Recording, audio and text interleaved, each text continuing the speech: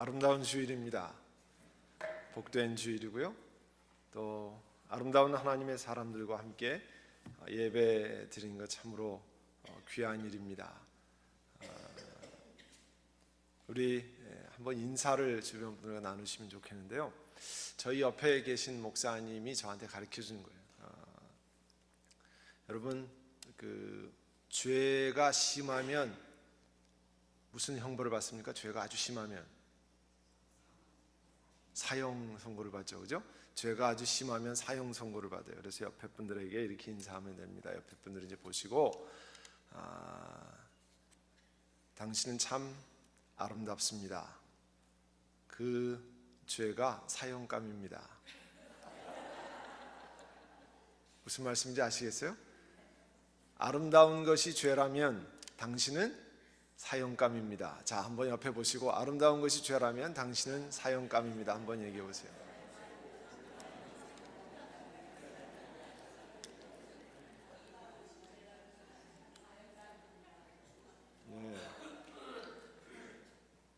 아름다운 것이 죄라면 당신 너무 아름다워서 주 안에서 너무 아름다워서 사형감이라는 거예요. 이렇게 설명해도 못 알아들으시면 방법이 별로 없습니다. 어젯밤에 저녁 집회를 마치고 방에 이제 호텔에 들어가면서 밤에 저희 부부가 그런 이야기를 했습니다. 그 목회자는 사실은 외롭습니다. 왜냐하면 모든 것을 아무나 다 나눌 수가 없기 때문입니다.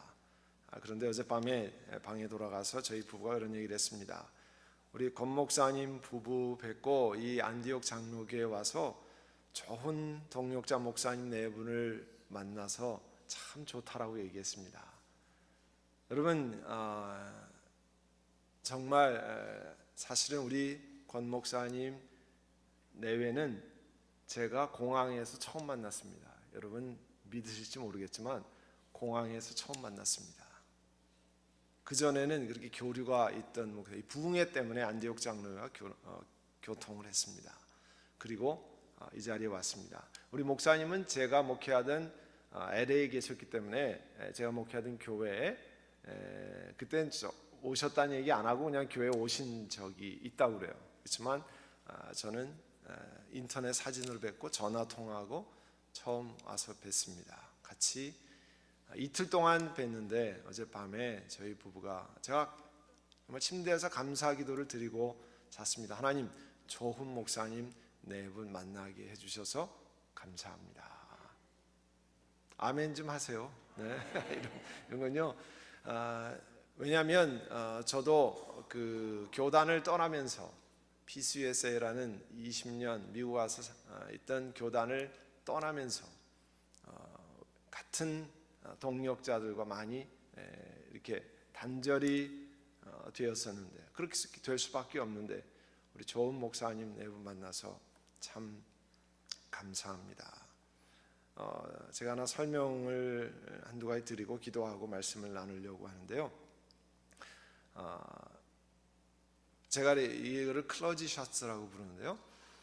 제가 졸업할 때 저희 신학교 설교학 교수님이 우리 가능하면 목회자들이 저희 클래스한테 이 클러지 샷을 입으면 좋겠다라고 얘기해서 제가 86년에 졸업하면서 이거를 준비했습니다. 원래 클러지 샷이라고 하는 것은 한국에서 이 신부님이 글을 썼어요. 왜 개신교 목사님이 우리 이 로만 칼라를 왜 흉내내서 입느냐. 근데 그분은 잘 몰라서 하는 얘기입니다. 이거는 로만 캐톨릭 신부님만 입는 것이 아니라 초대교회에서부터 개신교 전통 가운데 클러지 셔츠가 있습니다. 이거는 뭐를 상징하냐면 노예의 목줄을 상징합니다. 멋있어 보이려고 하는 게 아니고요. 노예를 여러분 목에다가 쇠사슬을 매가지고 끌고 가잖아요. 그거를 상징하는 체인, 하나님께 붙들림 받은 노예라는 것을 상징합니다. 제가 리치먼드 버지니아에서 지금 있는 선한목자 교회로 13년 전에 초빙을 받았는데요. 다 공동회 다 통과하고 노예도 다 통과하고 담임 목사로 부임하도록 이제 부임하는데 연락이 왔어요. 뭐라고 연락이 왔냐면 거기에 중직 한 분이 이 클러지 샷을 벗고 넥타이 매고 목회하면 좋겠다라고 노예 이렇게 연락을 해왔어요. 그럼 제가 부임하기 전에 고민이 되잖아요, 그죠? 교회 부임하기도 전에 이 클러지 샷을 벗고 하면 좋겠다는 거예요. 불편하다고 보기가. 제가 부임하기 첫 주일날 부임하기 한 15일 전에 그 지역에 도착했는데요. 그 지역은 중국 사람들이 굉장히 많은 지역입니다. 그리고 중국 절이 미국에서 제일 큰 중국 절이 있어요. 절이 몇 개나 되는지 몰라요. 나는 한국에서도 그렇게 많이 못 봤는데 도시 한복판에 그렇게 절이 많은 절이 몇 개나 되고 지금도요 엄청 큰 절을 짓고 있습니다. 7에이커, 8에이커 땅에다가 막 어마어마하게 져요. 근데 한 번은 저희 부부가 차를 타고 이렇게 가는데 길에 인도에 스님이 거기는 중국절은 오렌지색 도포를 입고 합니다. 오렌지색 도포를 입고 쫙 걸어가더라고요. 스님이. 제가 저거다. 여러분 스님이 오렌지색 도포를 입었다고 절에 안 가는 분 봤습니까? 스님이 옷 색깔이 마음에 안 들어서 머리 깎은 게 보기 싫어서 절에 안 가는 분 없습니다. 그것 때문에 안 가는 분 없어요. 제가 그래서 이게 복장의 문제가 아니라 그 영혼의 하나님 앞에 나아가서 드리는 게 문제지 복장의 문제가 아니에요. 그리고 첫날에 제가 그 교회 부임해서 이 클러지 샤스가 멋있어라고 하는 게 아니라 노예, 하나님께 붙잡힌 slave of God, 하나님의 노예라는 것을 상징합니다. 설교하고 목회를 시작했어요. 그리고 그 다음부터 지금까지 왔습니다. 그래서 어떻게 보면 그 의미를 아는 것이 굉장히 중요한 것 같아요. 무슨 의미냐? 잘 모를 때. 그래서 제가 가끔 우리 교회 새신자들에 설명을 합니다. 왜냐하면 직접 저희 교회에 그런 분이 있어요. 새신 처음에 왔대요. 예배 드리고 나가면서 이 교회는 무슨 신부님입니까? 저걸 입고 그리고 그 교회 안 왔어요. 그런 얘기를 듣고 제가 설명을 해야 되겠다는 생각을 했습니다. 제가 몇 년 전에요. 한번 운전하고 가는데 하이웨이에 차가요 한 110마일 이렇게 계기판이 나오는 거예요. 큰일 났잖아요. 110마일로 제가 근데 옆에 보니까 저랑 다 같이 달리면 저 사람들이 다 110마일에 달리나 그렇게 생각했는데 그러니까 이게 계기판이 고장난 거예요. 110마일. 그 빨리 가서 고쳐야 되잖아요. 그 다음날 시간이 없어서 갈 수가 없는데 그 다음날 로컬 길을 가는데요 80마일이 계기판에 나오는 거예요. 제가 깜짝 놀래가지고 근데 옆에 달리는 차는 나랑 비슷하게 달린단 말이에요. 저 차들이 이 계기판이 분명히 고장났구나. 그리고 이제 다음날 가야 되겠지라고 했는데요 제가 뭘 발견했냐면 계기판에요 맞추는 게 있어요. 마일로 맞출 거냐 킬로미터로 맞출 거냐. 그러니까 뭘 잘못해가지고 킬로미터로 맞춘 거예요. 여러분 50마일로 달리면 몇 킬로예요? 80킬로예요. 70마일로 달리면 110킬로가 나와요.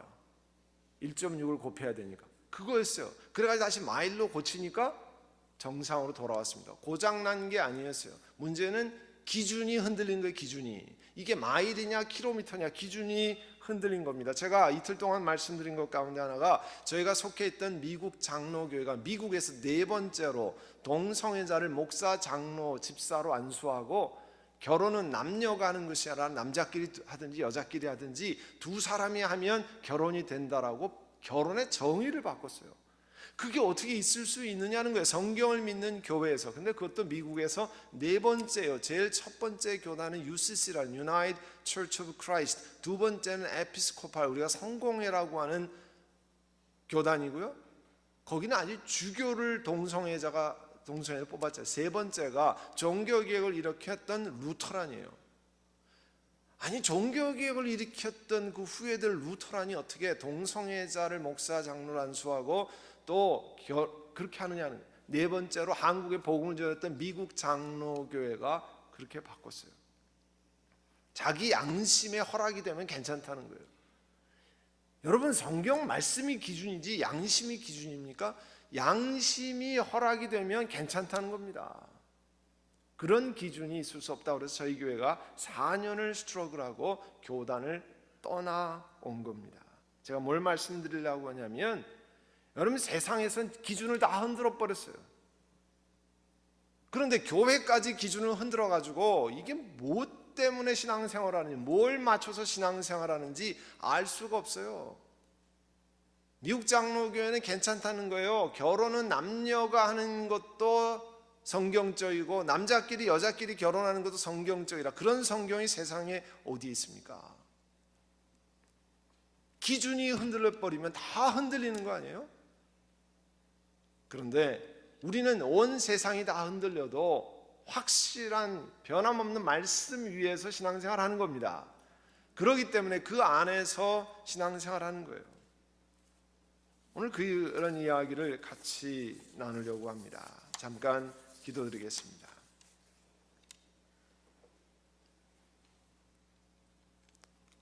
사랑하는 주님, 이 시간 부족한 종을 통해서 생명의 말씀이 증거될 때 하나님의 은혜가 더해지는 귀한 시간 되게 하시고 부족한 종을 말씀의 대언자로 만들어 주옵소서.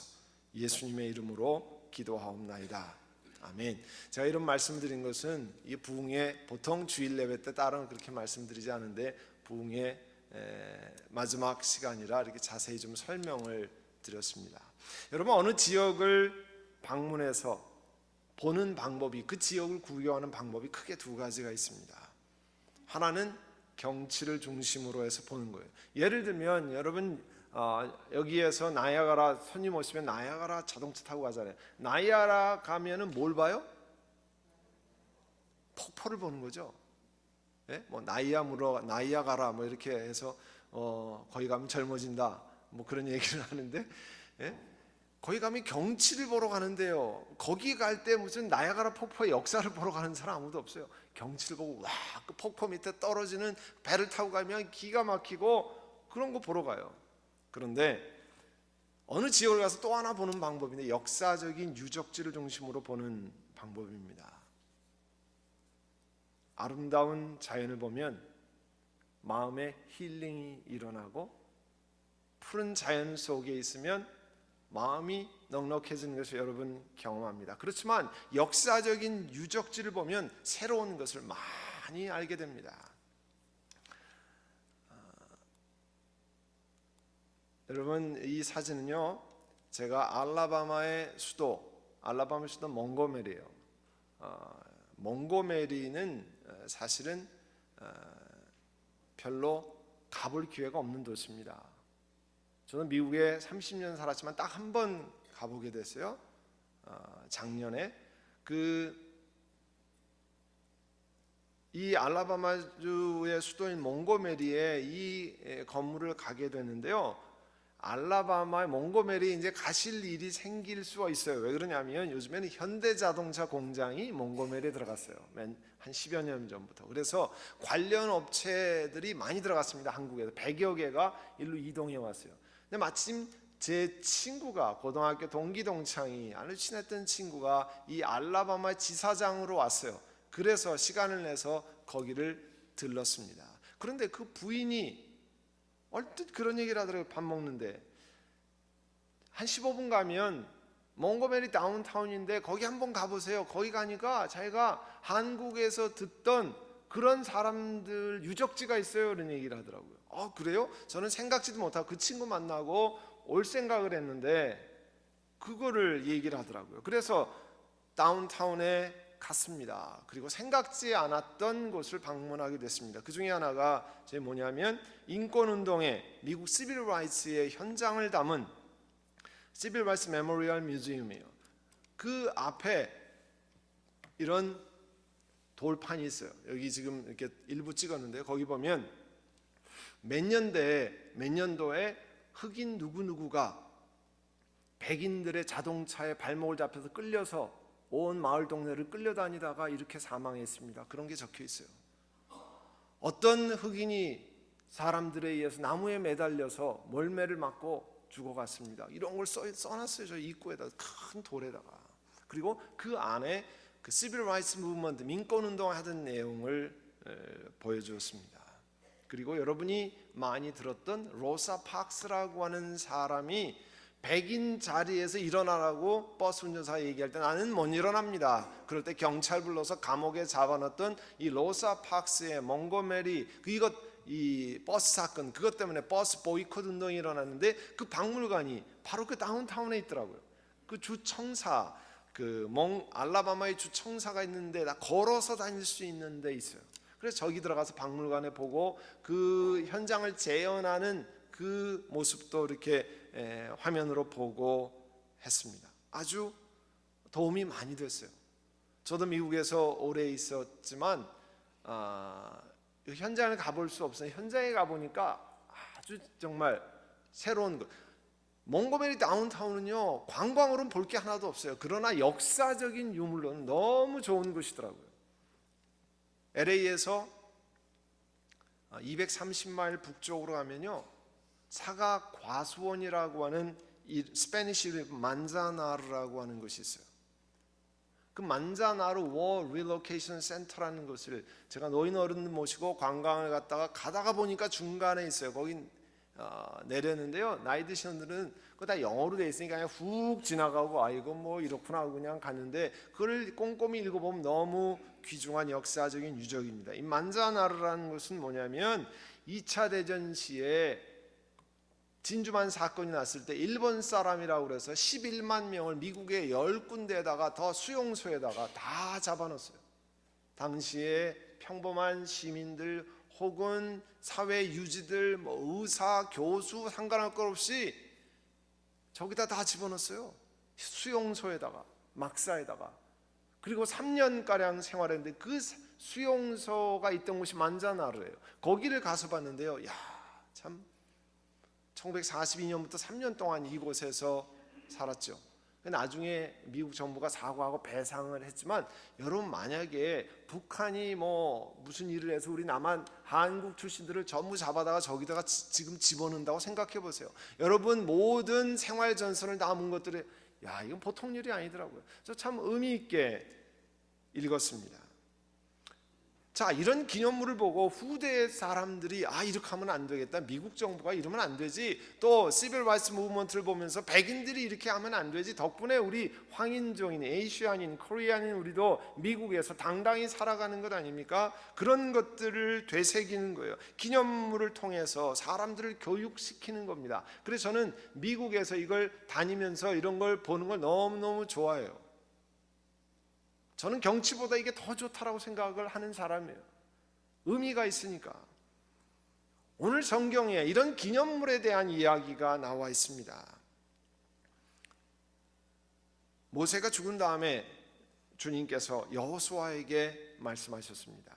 내 종 모세가 죽었으니까 이제 이스라엘 자손 온 백성과 함께 일어나서 요단강을 건너서 내가 그들에게 주는 땅으로 들어가라. 이제 시내 반도를 다 40년을 통과하고 요단강을 건너면 하나님 주신 약속의 땅, 가나안 땅으로 들어가는데 그 땅으로 들어가라. 그렇게 명령한 다음에요, 1장 8절 우리가 많이 암송하는 구절이죠. 율법책에 쓰여진 대로 밤낮으로 주야로 묵상하고 그 가운데 기록된 대로 다 지켜 행하라, 그렇게 했습니다. 그러면 내가 가는 길이 형통할 것이라, 그렇게 말씀하고 있어요. 하나님 말씀대로 들으면 형통한다고 가르쳐줍니다. 하나님 말씀대로 따라가면 하나님이 길을 여신다고 합니다. 그건 세상이 가르쳐주는 방법과 완전히 다른 방법이에요. 세상에서는 준비를 잘하고 실력을 쌓고 남들보다 훨씬 더 많은 것을 갖추고, 우리 한국에서 말하면 스펙이 높아야 되고 그래야 성공한다. 성경은 아닙니다. 그렇게 말씀하는 것이 아니라 주의 말씀대로 성실껏 실천하면 하나님이 길을 여신다 그랬어요.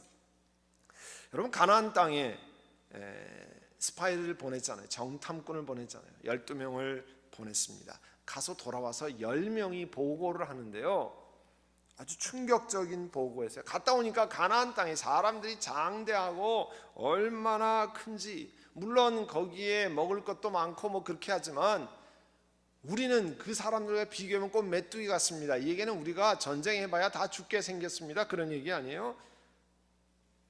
그렇게 보고를 했어요. 그걸 들으니까 죽게 생겼다는데 좋아할 사람이 세상에 어디 있겠습니까? 이스라엘 백성들이 이제 뭐 통곡을 하고 원망을 하고 난리가 아니에요. 그렇게 생겼어요. 게임이 안 된다 그러니까, 다 죽게 생겼다 그러니까.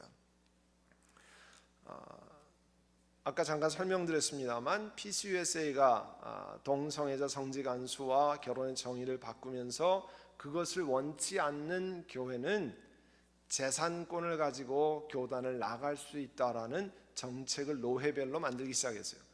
원래 PCUSA는 그 교단 안에 있는 한 그 모든 재산은 교단에 속한다라고 하는 트러스트 조항이 있습니다. 그래서 교단을 떠날 때는 그것이 교단 건데, 이거는 양심에 저촉하는 문제라고 생각이 되면 일정에게 헌금액을 내고 교단 건물을 다 그 개교회로 그 프로퍼티를 이전해 준다는 것을 했습니다. 그래서 그 과정을 저희 교회가 거쳤어요. 그런데 1년 반 전에요, 저희 교회는 90% 이상 교인들이 나중에 95.몇%가 그렇게 하자고 다 찬성을 했거든요. 그런데 노회가 남아있는 사람 몇 사람에게 재산권을 넘겨줄 것이라는 얘기를 언제 와서, 그런 딱 결정나지는 않았지만 그렇게 방향으로 간다라는 얘기를 언제 와서 이야기하냐면 추수감사 주일날 감사예배 끝나고 우리가 찬양 축제하기 직전에 와서 이야기했어요. 노회 총무랑 그 담당하는 목사님, 우리로서는요 기가 막힌 이야기였어요. 2년 이상 기다리면서 그걸 다 해왔는데 갑자기 남아있는 3-4% 되는 사람에게 재산권을 넘겨주는 일을 한다고 할 때 기가 막히더라고요. 여러분, 오늘 이스라엘 백성들도 기가 막혔을 겁니다. 가면 10명이 정탐꾼이요 와가지고 스파이들이 와서 가면 다 죽게 생겼습니다. 전쟁해봐야 소용이 없습니다. 메뚜기 같습니다. 이렇게 얘기하는데, 백성들이 들어가려면, 만약에 들어간다고 치면, 아니 우리 메뚜기 같이 생겼는데 가면 죽게 생겼는데 뭘 해야 돼요? 전쟁 준비를 해야 되는데, 일반적으로 하는 전쟁 준비가 뭡니까? 전쟁 준비, 무기를 잘 닦고 포탄을 잘 준비하고, 지금 같으면 방탄복을 입고 헬멧을 잘 쓰고 뭐 그런 거 아니에요? 수통에다 물을 잘 채우고 그런 거 준비하는 게, 그런 구호가 적합합니다. 그런데 여호수아를 통해서 하나님 주신 말씀 뭐냐면, 하나님 말씀을 늘 읽고 밤낮으로 공부하고 실천해라. 그게 전쟁 준비예요. 여러분 신기하지 않습니까? 여러분 그게 이해가 됩니까? 그게 여러분 생각에 그게 말이 맞냐고요?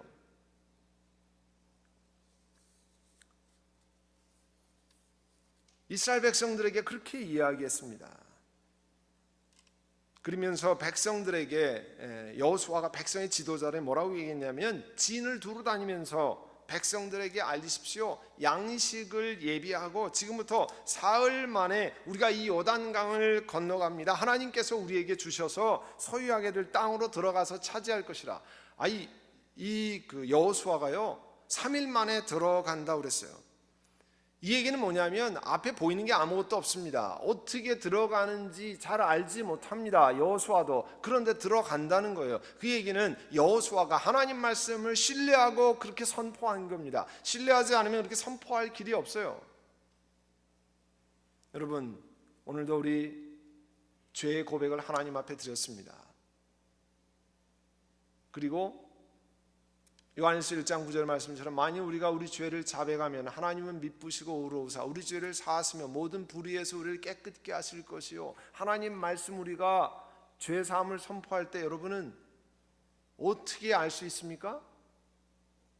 성경 말씀에 있기 때문에 믿음으로 선포하는 거예요. 증명서 없습니다. 우리한테 누가 얘기한 적 없습니다. 성경 말씀이 그렇게 이야기하고 있기 때문에 선포하는 겁니다. 하나님 말씀을 믿는 믿음으로 여호수아가 선포했어요. 그리고 오늘 읽은 3장에 보면 여호수아가 3장 5절에 백성에게 말씀했는데 당신 자신들을 성결케 하십시오. Cleanse yourself. 당신들을 깨끗게 하십시오. 목욕하라 그런 뜻이 아니죠. 영적으로 죄악을 고백하고 잘못된 것을 하나님 앞에 이야기하고 하나님 앞에 영적으로 깨끗함을 유지하라 그런 뜻이잖아요. 자신을 성결하게 하라. 여러분 이상하지 않습니까? 이제 요단강을 건너가는 거예요. 요단강 앞에 넘실거리는 강물이 있습니다. 그러면 여러분 준비하려면, 여러분이라면 어떻게 하겠습니까? 아니 나 살려면 튜브라도 하나 준비해야 되잖아요. 헤엄쳐 건너려면 튜브라도 해서, 아니면 기술자가 많으면 뗏목이라도 좀 만들어서 뗏목 타고 건너가야 되잖아요. 더 시간이 많으면 다리라도 하나 지으면 넘어갈 수 있지 않아요? 그런데요, 성경에는 뗏목을 준비하라, 무슨 거기다가 나무 가지를 듣고 헤엄쳐 건너가라, 다리를 준비하라, 그런 것 하나도 없습니다. 뭐라고 얘기해요?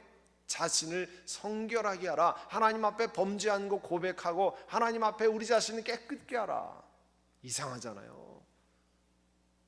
강물이 넘실거려서 건너갈 수가 없는데 준비하는 방법이 틀렸잖아요. 우리가 생각하기에 전혀 사람이 생각하지 못한 영적인 준비를, 가르침을 말씀하고 있습니다. 그리고 주님의 언약궤가 당신들 앞에 건너서 요단강을 건너갈 것입니다. 그리고 제사장이 맨 법궤, 그 제사장이 법궤를 메고 강바닥에 들어가서 발목이 물에 닿으면 요단강이 위에서부터 흘러든 물줄기가 딱 끊어질 것입니다.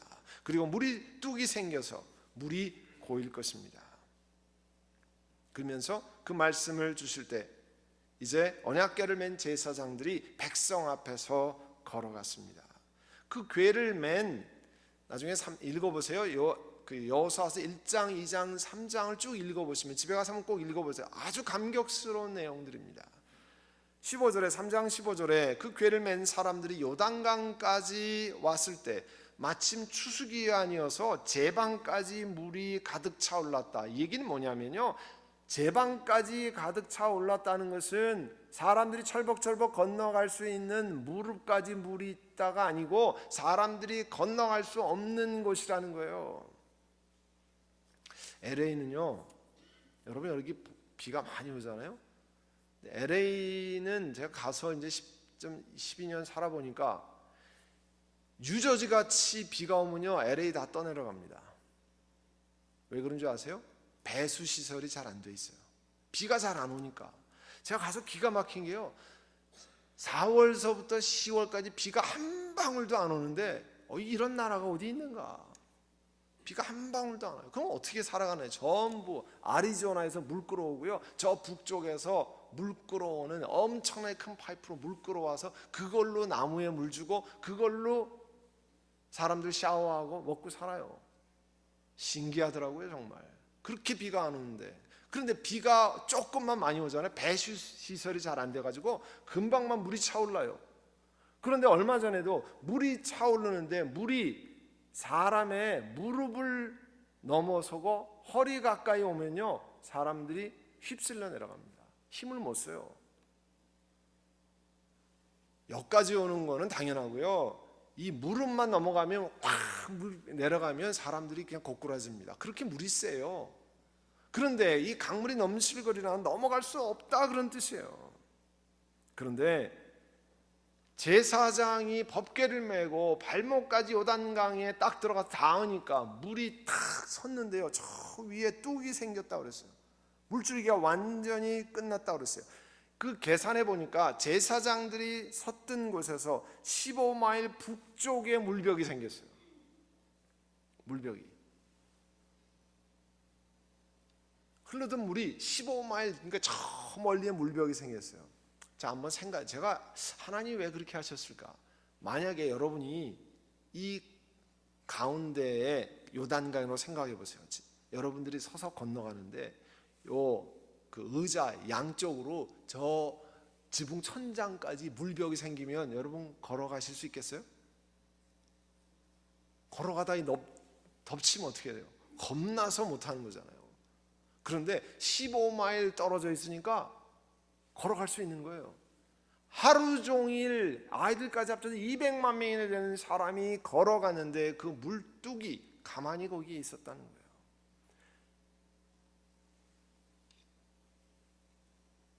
그러니까 그리고 성경엔 또 뭐가 나오냐면요, 주님의 언약궤를 맨 제사장들이 마른 땅 위에 든든히 서 있었다 그랬어요. 자, 여러분 다 경험 있잖아요. 물이 빠지면 밑에가 어떻게 돼 있습니까? 진창이죠. 갯벌같이 되잖아요. 그런데 마른 땅 위에 서 있다고 그랬어요. 그 얘기는 뭐냐면 하나님이 기적적으로 하신다 그런 뜻이에요. 보통 물이 빠지면 여기 갯벌이 돼요. 진흙창이 돼요. 그런데 마른 땅 위에 제사장이 서 있다. 이 이야기는 하나님이 기적적인 것을 베푸셨다 하는 거예요.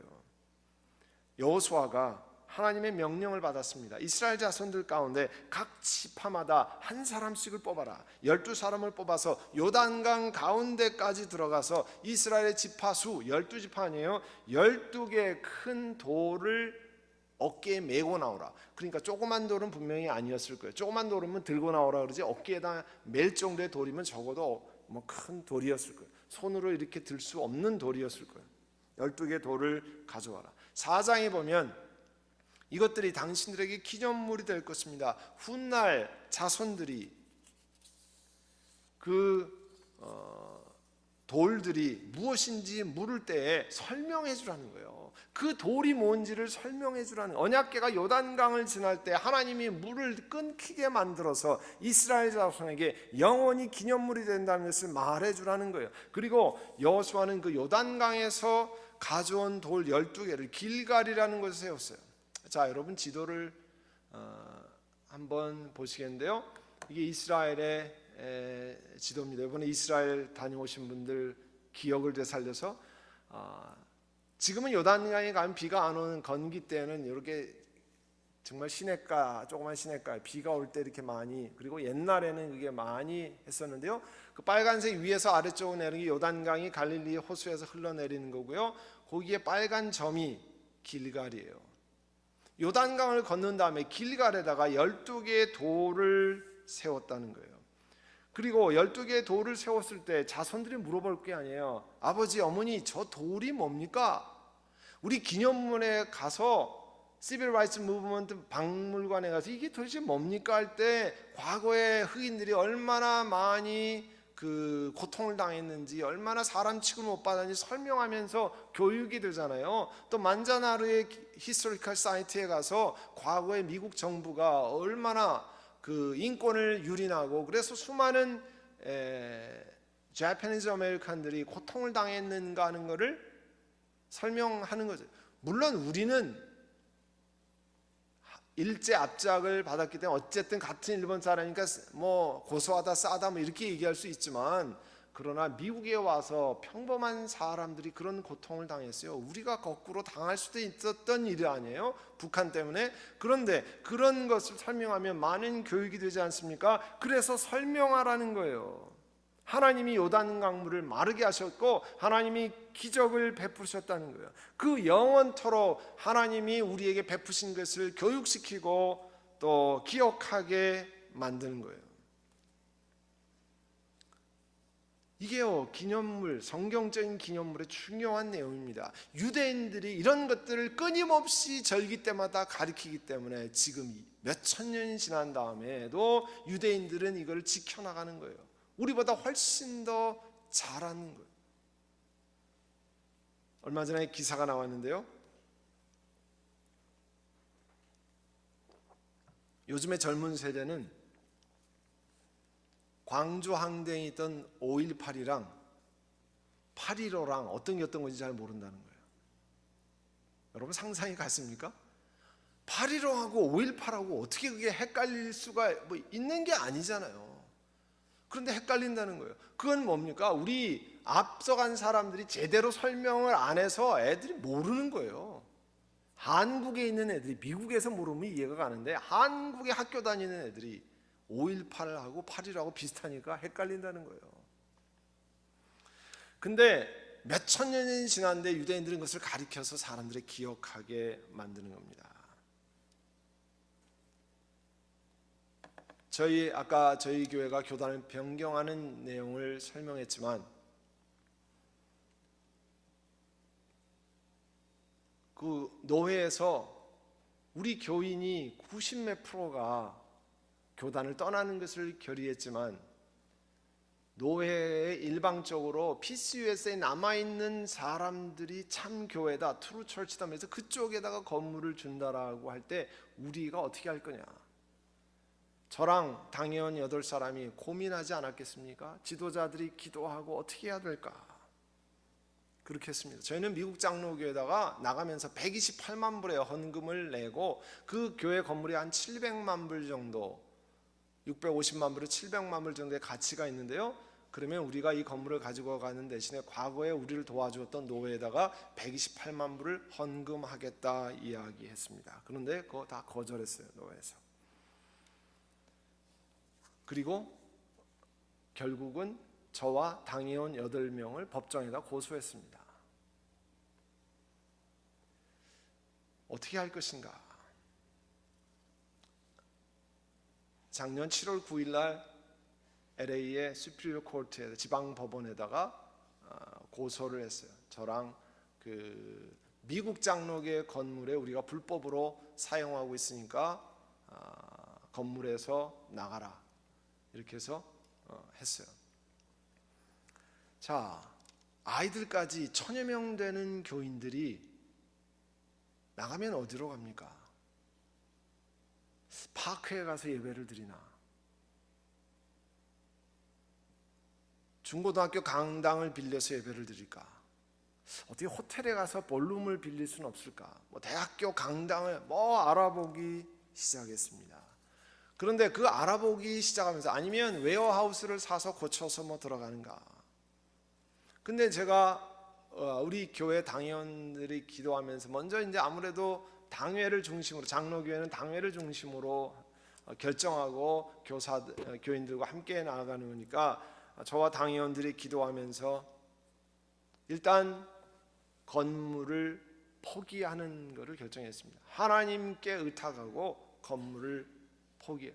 교인들이 헌금해서 20년 동안 페이먼트를 다 끝냈었습니다. 2년 전에 페이먼트를 다 끝냈어요. 제가 가서 12년 동안에 교회 예산을 어떻게든지 절약해서 어떤 애는 15만 불, 어떤 애는 25만 불 이렇게 절약해가지고 페이먼트를 빨리 끝냈어요. 2년 전에 다 끝냈습니다. 그래서 그거를 놓고 나갈 때 어떻게 할 거냐? 제가 보니까 여러분 교회도 매일 새벽 기도를 5시 반에 드리는데 새벽 기도도 오고 성경 공부도 와서 하고 주중 예배도 드리고 아이들이 행사도 하고 또 함께 식사도 하고 그렇게 교회를 찾아와서 마음대로 할 수 있는데 그 다음에는 우리가 어떻게 할까? 저희가 미국 장로교회가 건물을 다 가져간다 이런 이야기를 하는 것이 눈에 가시화될 때 교인들이 헌금을 따로 평신도를 지도자를 중심으로 따로 하기 시작했어요. 그래서 모인 헌금이 한 45만 불 정도 있었어요. 45만 불을 들고 어떻게 할까? 저희가 한 준비라고는 다른 게 없고요. 어제 말씀드렸습니다만 그 당시로는 한 3년 동안 매주 월요일마다 교인들이 모여서 기도한 일밖에 없습니다. 무슨 어디 가서 땅을 사는 것도 아니고 건물을 마련해 놓은 것도 아니고 돈을 많이 준비해 놓은 것도 아닙니다. 3년 동안 열심히 기도한 것밖에 없어요. 그런데 저희가 당회에서 결정을 내서 우리가 이제는 건물을 포기합니다. 그리고 당회원들만 중심으로 나갈 곳을 알아봅시다. 그런데요, 2주 만에 저희가 있던 교회에서 한 20분 떨어진 데 거기 치노힐스라고 그러는데 치노힐스에 건물이 하나 나왔다는 거예요. 그래가지고 저한테 당회 서기가 거기를 좀 극비리에 보러 갑시다. 장로님 2분하고 저랑 셋이 보러 갑시다. 그래서 제가 제일 처음에 물은 게 뭐냐면요, 참 목사가 믿음이 없어가지고 제일 처음에 그거 얼마짜리입니까? 그거부터 물었어요. 그랬더니 리스팅 프라이스가 가격이 마켓에 1590만 불에 나왔습니다 그러더라고요. 그래서 제가 갈 필요 없습니다 그랬어요. 왜 그랬을까요? 45만 불을 들고 1590만 불을 미국에서 어떻게 사러 갑니까? 가볼 필요 없습니다 그랬더니 장로님들이 저를 두 분이 설득했어요. 에이 목사님 그래도 많이 봐야 돼. 앞으로 많이 봐야 되니까 그래도 한번 그냥 보러 구경이나 갑시다. 갔어요. 야 건물 좋으네. 그리고 빨리 학교 알아보세요 장로님. 또 웨어하우스 알아보세요. 막 그렇게 하고 있어요. 그랬더니요 맨 처음에 저랑 장로님 두 분, 나머지 6분 장로님 그 주에 토요일 날 장로님 얘기 듣지 한번 보러 갑시다. 저는 보러 갈 필요도 없다고 생각. 설교 준비도 하니까 토요일 날 저는 못 갑니다. 장로님들이 갔다가 와가지고 목사님 우리가 글로 가기로 결정했습니다. 네 뭐라고요? 글로 가기로 결정했다는 어떻게 가는데요? 하여간 기도하면서 가자는 거예요. 같이 기도를 하기 기도하고 그 다음 주에 1590만 오퍼를 넣어야 되잖아요. 그래서 오퍼를 내는데 우리가 할 수 있는 만큼만 하자는 거예요. 어떻게 합니까? 그랬더니 마침 거기에 그 CPA 장로님이 계시는데 그 장로님 숫자를 많이 하니까 이렇게 써져. 우리가 할 수 있는 방법은 1590만 불을 우리가 할 수도 없어요. 1300만 불의 카운터 오퍼를 넣고 다운 페이먼트는 우리가 45만 불이니까 5만 불 좀 더 빌려가서 50만 불의 다운 페이먼트를 하고 그 다음에 들어가서 우리가 돈을 낼 테니까 들어가서 3년 동안 다운 페이먼트를 좀 더 올리고 그 다음에 3년 뒤에 그때서부터 40년에 나눠내는 것으로 얘기합시다. 그래서 제가 그렇게 누가 해준답니까? 그랬더니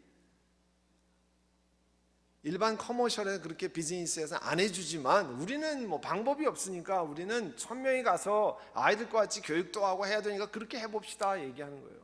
그래서 뭐 장로님들이 그렇게 하자고 그러는데 그럼 뭐 그렇게 하고 그쪽에서 또 카운터 오퍼가 오겠죠. 뭐 그건 도저히 불가능하니까 안 된다. 뭐 다운 페이먼트를 200만 불로 올려라. 아니면 40년은 말도 안 되니까 뭐 얘기가 올 거 아닙니까? 그렇게 했어요. 닷새 만에요. 거기에서 그 건물이 웨슬레안 교단에서 가지고 있던 건물인데 편지가 왔어요. 이메일이. 그렇게 해봅시다 라고 편지가 왔어요. 제가요 해보자는 거예요. 거기에서 우리 교회가 왜 건물을 포기하느냐 내용을 쫙 썼습니다. 우리 교회가 이렇게 스트러글을 하고 우리가 믿음을 지키기 위해서 하나님 말씀을 지키기 위해서 우리가 이렇게 했습니다. 그리고 이래서 포기합니다. 우리는 지금 있는 돈이 45만 불밖에 없는데 50만 불 만들어서 다운 페이먼트 하겠습니다. 들어가서 우리가 헌금을 하도록 하겠습니다. 우리는 다 놓고 나갑니다. 뱅크 어카운트에 있었던 25만 불도 미국 장로교라고 프로즌 시켰으니까 우리 놓고 가니까 이 돈 드리고 해봅시다. 이메일인데 그거를 높이 사서 당신들이 하나님께 의지하고 이렇게 하는 것을 높이 사서 우리도 해봅시다 이렇게 하는 거예요. 에스크로를 오픈하자는 거예요. 말대로 우리 장로님들이 기적이 일어났다라고 너무 좋아하시는 거예요. 근데요 담임 목사인 저는 하나도 기쁘지 않았어요. 왜 그런 줄 아세요? 들어가서 이 1250만 불을 어떻게 마련하는가 하나도 기쁘지 않더라고요. 물론 에스크로가 다 끝나야 되는 거지만 에스크로 시작할 때에 하나도 기쁘지 않았어요. 이걸 어떻게 하는가? 지난 10년 동안 교회 예산 줄여서 다 페이오프를 했는데 이렇게 하고 그 다음에 어떻게 하는가? 하나님 파킹장을 돌면서 파킹장이 굉장히 넓어요. 파킹장을 이렇게 돌면서 기도하면서 하나님 이거 어떻게 해야 됩니까? 하나님 어떻게 해야 됩니까? 제 아내가 여보 왜 이렇게 기뻐하지 않아? 하나님이 기적을 베푸시는데 당신이 내 입장이 되면 기뻐하지 못해. 이거 기뻐할 수 있는 말은 아니야. 내가 지난 12년 동안 그렇게 저기 했는데 앞으로 금년에 제가 58이 되는데 만으로 앞으로 은퇴할 때까지 몇 년 남으면 계속 또 페이먼트 이게 염려해야 될 거니까 한 열흘을 도는데요, 하나님께서 제 마음 가운데 무슨 마음을 주시냐면, 이 딜이 이루어지면 너희 교회가 이걸 포기하고 나가서 이 1,300만 불에 이것이 에스크로가 다 끝나서 1,250만 불을 론을 해준다고 하면 네가 한 거냐, 니네 교회가 한 거냐, 기적으로 된 거냐. 제가 하나님, 기적으로 되는 겁니다. 이건 우리가 할 수 있는 일이 아니거든요. 50만 불 다운 페이먼트하고 1,250만 불을 어떻게 론을 받습니까? 이건 하나님이 기적으로 베풀어 주신 것입니다. 그러면 너 요단강을 건너갈 때 이스라엘 백성들이 다리 놓고 건너갔니? 아니죠. 배 타고 건너가냐? 아닙니다. 하나님이 기적으로 베푸셔서 걸어갔는데, 이거는 기적으로 이 건물을 나게 하시고 기적으로 들어갔는데, 이 일도 기적으로 하는 거니까 하나님께 의지하고 건너가는 거다. 저에게 그 파킹장을 걸으면서 말씀하셨어요. 가르쳐 주셨어요. 제가 그래서 그 주일날 이제 처음으로 교인들에게 알리면서 하나님이 건물을 주셨는데,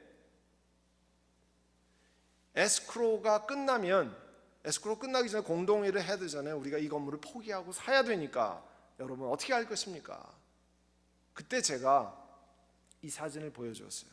저희 지금 이사간 교회에 파킹장에 딱 내리면 이렇게 돼 있어요. 앞에 3개 그 기둥이 서 있는데요, 그게 삼위일체 빌딩이에요. 건축가가 이렇게 God the Trinity라고 상징하는 삼위일체예요.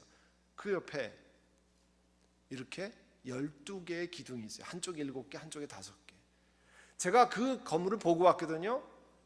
하나님, 이 12개의 기둥은 요단강을 건너가서 기둥을 들고 갔던 이스라엘 사람들이 길갈에 세운 기둥입니다. 그리고 저 기둥, 하나님이 만약에 허락하시면 저 기둥을 볼 때마다 우리 후손들에게 하나님이 허락하셔서 이제 말씀을 순종해서 우리가 포기할 것 포기하고 하나님의 전에 들어갈 때 하나님이 기적을 베푸셔서 이 성전에 들어왔고, 하나님이 기적의 역사를 이 진홍일세에서 계속하신다고 하는 것을 후손에게 가르쳐준 12개의 길갈의 기둥이구나. 그날 주일날 제가 이 사진을 보여줬어요.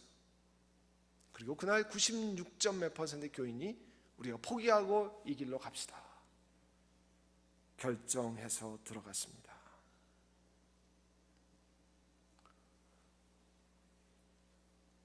저희 교회는요, 하나님 앞에, 제가 우리 교인들한테 그랬어요. 우리가 겸손하게 하나님 앞에 엎드려서 기도할 수밖에 없어요. 우리 힘으로 들어온 것도 아니고 우리 힘으로 해결해 나갈 수도 없습니다. 우리 힘으로 하나님께 의지하면서 한 걸음 한 걸음 걸어가는 거예요. 하나님께 의지하면서 이스라엘 백성들이 이 가나안 땅에 제사장이 먼저 법궤를 메고 요단강에 강물을 들어가는 것처럼 하는 거예요. 기둥을 볼 때마다 다음 세, 제가 그래서 2세 예배에 영어로 설교했어요. EM에 가서 이게 우리가 어떻게 들어오는 거야? 2세등으로는 잘 모르잖아요. 그래서 길갈에 세운 돌이라고 하는 거를 설명했어요. 어떻게 이런 일이 있었는가? 여러분이 그 돌 기둥을 볼 때마다, 필라를 볼 때마다 여러분 하나님 앞에 얼마나 감사해야 되는지 아느냐 설명했습니다. 사랑하는 성도 여러분, 하나님께서 여호수아에게 명령한 것은요, 이상한 전쟁 준비에, 전쟁 준비에 그렇게 하는 일이 없어요. 그런데 요단강을 건너갈 때 몸을 성결하게 하는, cleanse yourself, 몸을 깨끗하게 하고 죄악을 고백하고 하나님께 멀어졌던 것을 돌이키고 하나님 앞에 바로 나가고 교만했던 것을 낮추고 하나님 앞에 가고 내 삶의 중심이 하나님으로부터 멀어졌던 것을 예수 그리스도를 중심으로, 말씀을 중심으로 돌이키고 자신을 성결케 하고, 그런 준비를 하면 강물이 갈라지고 이스라엘 백성들이 가나안 땅에 들어가던 기적을 경험한다는 것을 가르쳐 주신 거예요. 여러분 인생에 어려운 일들 많습니다. 교회적으로, 여러분 개인적으로, 비즈니스, 자녀 손들의 여러분 건강에 얼마나 어려운 일이 많습니까? 요단강 같은 사람이 건널 수 없는 일들이 많습니다. 여러분, 돈 많이 벌면 다 해결됩니까? 건강하면 다 해결됩니까? 공부 많이 하고 직장 좋은 일이 하면 다 해결됩니까? 아닙니다. 그걸로 해결되지 못하는 일이 산적해 있습니다. 그럴 때 하나님 앞에 어떤 준비를 해야 하냐면 영적인 준비를 해야 돼요. 하나님 앞에 우리 자신을 깨끗게 하고 하나님 말씀을 묵상하고 주의 말씀대로 순종하고 엎드리면 하나님이 형통케 하십니다. 아멘. 하나님이 길을 여십니다. 그게요 하나님의 방법이에요. 세상이 다 흔들리지만 하나님의 말씀은 과거나 오늘이나 영원까지 동일하십니다. 그래서 그 말씀을 의지하면 하나님이 기적을 베푸시고요, 그 말씀을 의지하면 안디옥 교회, 그 말씀을 의지하면 여러분 삶에 하나님의 새로운 기적을 베푸십니다. 그것을 믿고 나아가는 여러분 되시기를 간절히 바랍니다.